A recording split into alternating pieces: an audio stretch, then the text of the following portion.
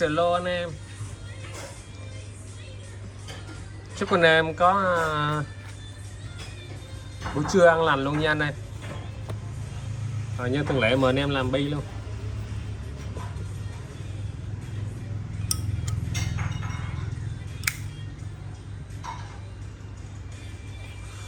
Mời anh em nha.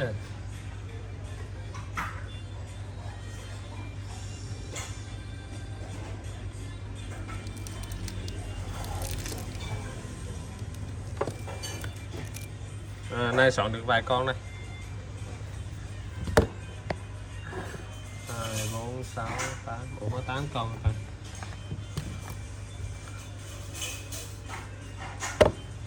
Rồi 8 con thì chơi 8 con luôn ha. 9 con.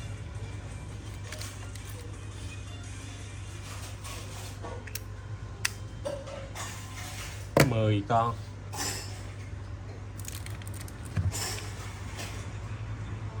11 con. Rồi như đủ chơi rồi nha anh em.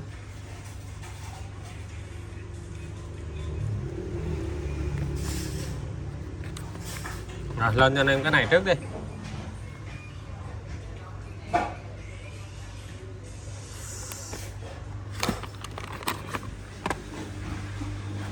Lên cho anh em cái bao da Zippo zin hãng nha. Hàng này hàng zin hãng phun hợp luôn.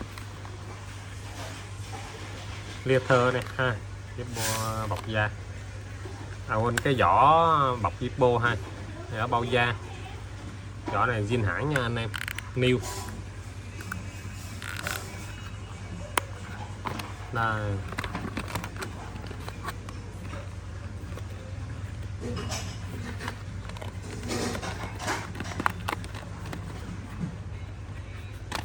Còn cái này là của Việt Nam mình nha anh em. Bao da này là của Việt Nam mình.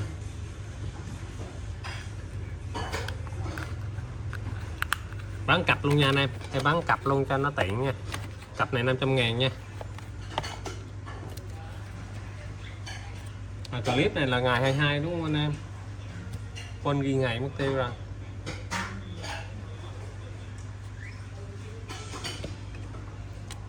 Ngày 22 tháng 11 2024. Clip này là ngày 22 tháng 11 ha anh em ha. Ngày 22 tháng 11 năm 2024 nha. Rồi bao da này 400.000 nha anh em. Quên 500.000 nha anh em. Rồi 500.000 cho cặp bao da này ha. Một cái hãng nữa nha anh em, một cái hãng này. Cái này là của Việt Nam, cái bên ngoài là của Việt Nam, cái bên trong là của hãng nha. Nãy em có quay rồi. Anh em chốt và chụp hình nha. Chụp hình nhắn tin qua bên Zalo giúp em nha anh em. Bên em nhận được cọc mới đi hàng nha. Số điện thoại Zalo em có để dưới tiêu đề nha anh em. Rồi để qua bên luôn cho nó tiện ha. Nó gọn cái sân khấu của em.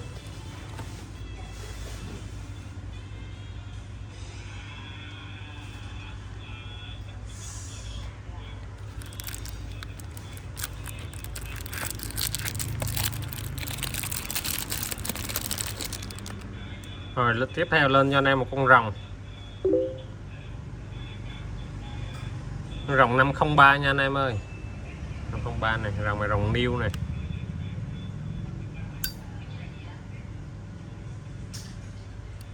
Rồng là rồng đắp nổi luôn nha, đắp nổi luôn nè. Full hợp luôn.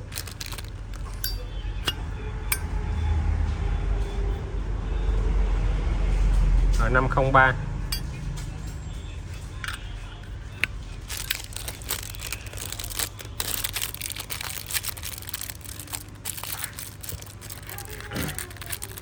Bóc zin của nó luôn nha anh em, bóc zin rồi ra con này ha. Bóc rồi ra con luôn ha. Bóc rồng luôn ha. Con rồng này em Zalo với anh em giá 900.000 nha. 900.000. Con số 2 9. Rồi mẫu số 2 900.000 nha anh em. Anh em chốt chụp hình nhắn tin qua Zalo giúp em nha. New nha, new full box luôn nha anh em.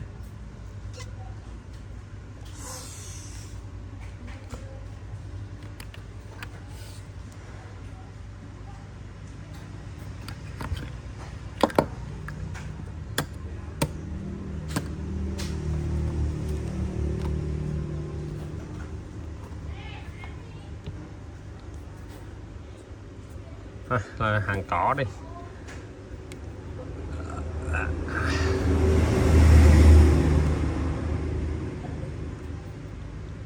Con này 506 hàng qua sử dụng nha. Con này em đã làm theo cá nhân hóa của em rồi.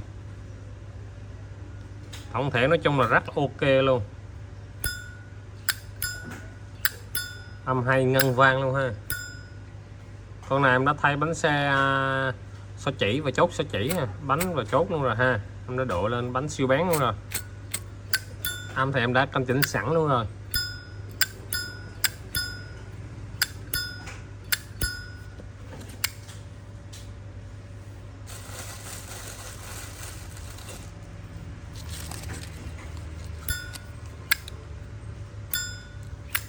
Con này Zalo với anh em giá 450 nha. Bên em bao ship tất cả các đơn luôn nha anh em.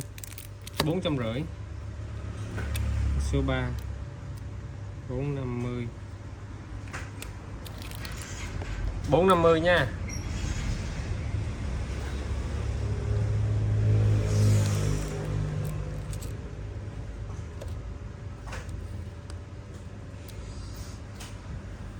Rồi tiếp theo lên cho anh em một con 592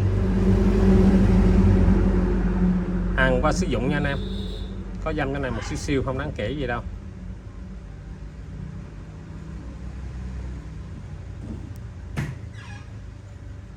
Đẹp là tuyệt vời ha, đẹp là đẹp tuyệt vời luôn. Con này có lề như lề thô luôn rồi. Lề 5 cháu đèo luôn ha. Chủ đề là chủ đề Zippo đắp nổi nha anh em. Chủ đề Zippo đắp nổi. Ánh sáng sao kỳ dữ ta.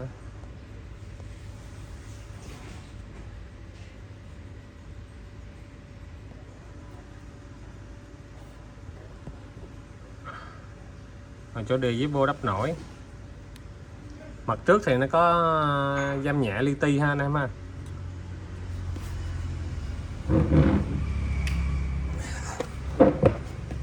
Tắt cái đèn kia đi nó khỏi dịch. Con này nói chung là còn khá đẹp nha. Mặt trước là có dăm nhẹ nhẹ không đáng kể đâu. Chủ đề đắp nổi Zippo luôn ha anh em ha. Con này khá là đẹp đó. Chưa canh chỉnh nha. Con này canh chỉnh lên chắc âm cũng hay nè. Con này đã vệ sinh rồi. Ruột 592 luôn nha anh em. Ruột 592 luôn nè. Con này Zalo với anh em 92 đắp nổi. Con này Zalo với anh em giá 700.000 ha.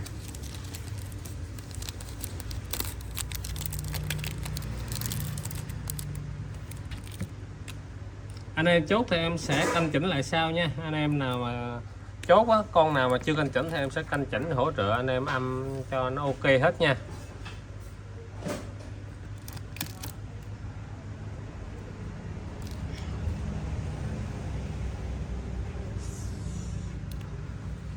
Rồi tiếp theo lên cho anh em một con Camel ha. Camel lạc đà. Con này 590 98. Con này mạ phủ lớp sơn ha. Phủ sơn và nó có chống sóc nha. Chống sóc này zin hãng, zin theo máy luôn nha anh em. Chống sóc new. Tình trạng new. Con này cốt đồng này anh em tẩy ra đồng zin này. 598 luôn ha. 598 luôn này. Vỏ đục trùng. New chưa có lên lửa. Rồi, con này em Zalo với anh em giá 900 nha. Chống sóc zin hãng nha anh em. Số 5 900. Đấy, con Camel này là chống sóc zin hãng new luôn ha. Rồi, anh em chốt chụp màn hình giúp em nha.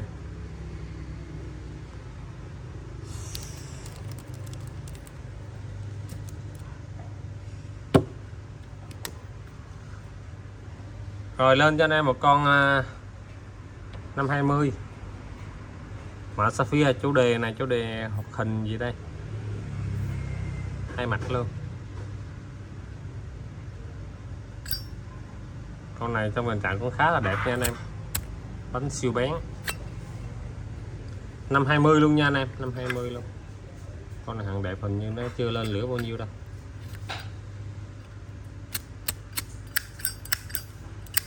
chưa canh chỉnh luôn nha, chưa canh chỉnh luôn. Thằng đẹp, con này đẹp này, không có mớp gì hết nè. Hay tưởng limited chứ. Đây có limited nè anh em, có bản giới hạn này 765 nè, lùi như tiếng, tiếng như lùi nha. Lùi như tiếng là tiền như núi á anh em. Con này em Zalo cho anh em giá 450 nha, 450. Gió đục trùng. Mua 6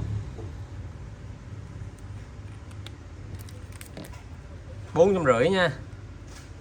Rồi chốt chụp màn hình giúp em nha.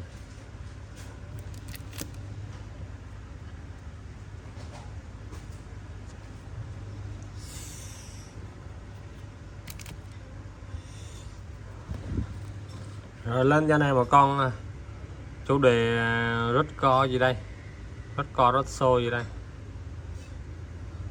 năm 21. Con này cũng qua sử dụng rồi mà còn đẹp nè, qua sử dụng rồi nha anh em. Rồi vỏ đục trùng luôn, năm 21 luôn.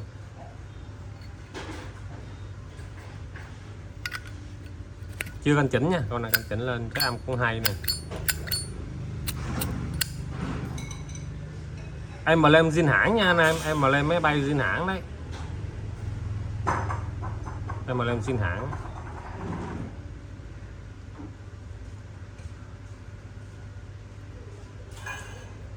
Dăm nhẹ không đáng kể đâu, nói chung con hàng còn khá là đẹp. Rồi con này em Zalo với anh em giá 500.000 nha. Con em mà lên máy bay zin hãng. Con số 7.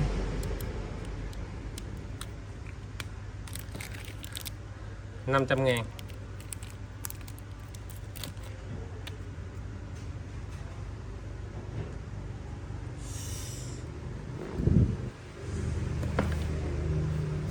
Rồi tiếp theo lên cho anh em một con bướm, con bướm sưng, một bầy bướm luôn.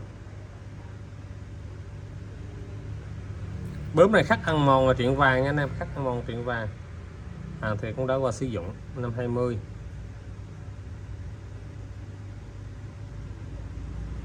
Có dăm nhẹ ha, có dăm nhẹ không đáng kể ha.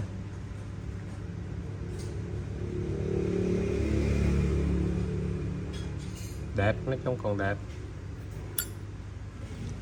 Chưa canh chỉnh như luôn, kẹt đá luôn. Rồi năm 20 luôn nha, vỏ đục trùng. Con này em Zalo với anh em giá 450 nha, 450.000.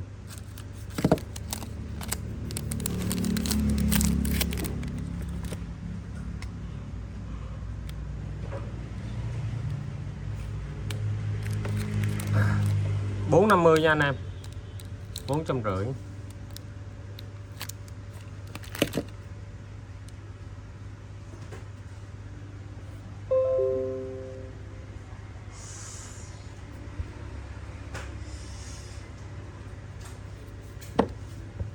Rồi lên cho anh em con bọc da 508. Bọc da thì bảo đảm nó không cắn mớp gì rồi. Rồi 508 luôn nha. Vỏ đục trùng, da còn khá là đẹp luôn. Bọc da zin hãng nha anh em. Bọc da zin hãng. 550 nha anh em, con này 550. Con số 9 550 là bao ship bao vệ sinh luôn rồi nha anh em.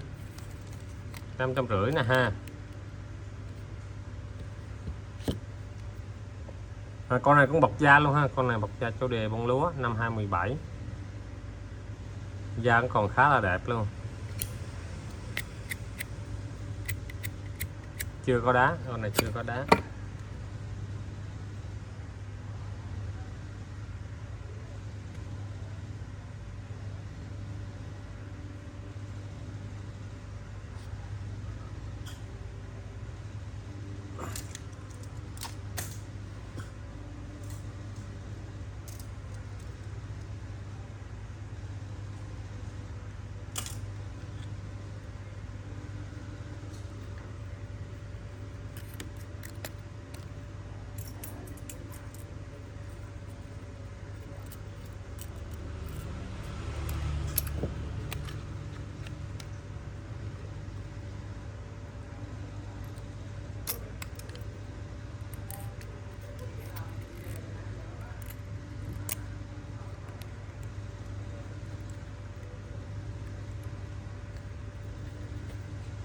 Rồi 517 luôn nha, 517 luôn.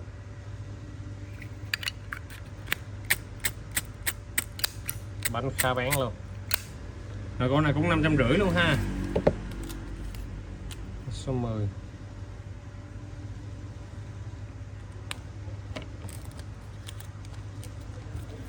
Năm 550 luôn nha anh em, hai con bậc da, một con 550, anh em muốn chốt con nào chốt ha.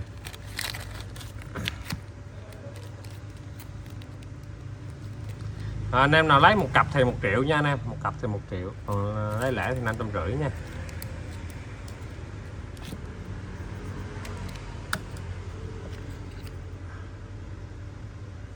Lên cho anh em hai con si bù vàng nha, đồng zin si bù vàng. Mấy con này là phủ sơn nha anh em, phủ sơn này, phủ sơn. Những con này nó cho chắc âm rất là hay.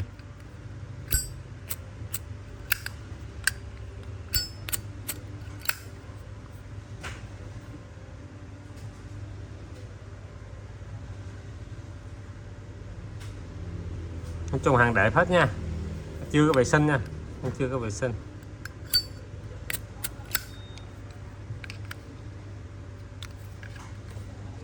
Rồi khỏi ghi số luôn đây, làm biến ghi số rồi.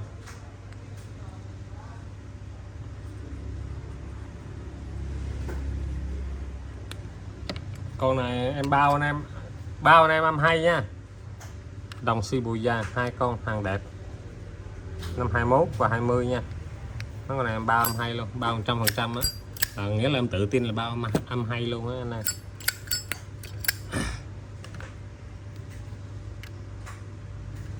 Rồi, anh em chốt nào chụp hình nhắn tin qua bên Zalo giúp em nha. Clip này lên bao nhiêu thôi. Da chai, anh em lên mua da chai không? Ba con này có được 3 con ha, cũng không da chai đắt gì, hàng nói chung hàng em sửa không được thôi, em bán giá rẻ thôi. Ronson Anh nha, con này anh này, Ronson Anh. Con này cũng giống nhau luôn ha, hai con Ronson Anh. Con này em bán không có bao ga không gì hết nha anh em. Bán về anh em tự mày mò tự khoa học nha. Con này là event là của Mỹ này, mấy hàng xưa không á. Rồi ba con này là bán 650 đi, 650 nha. Rồi khỏi ghi giá luôn đi này, 650 ba cục này ha, 3 cục, hai con ga đá, một con săn đá nha. Cái này ga đá này, cái này là săn đá này. Anh em về yêu khoa học làm gì làm nha.